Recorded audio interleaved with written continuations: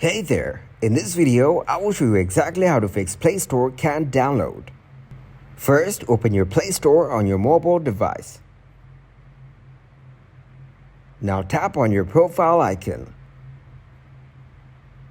Here, tap on Settings.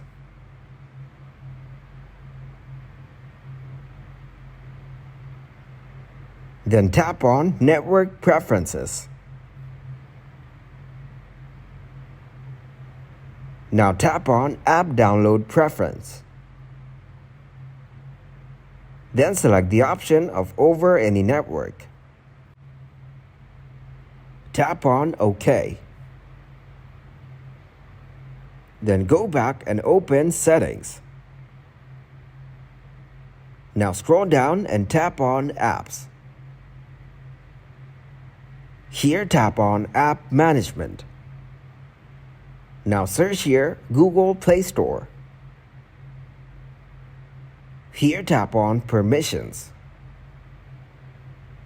Then tap on Storage.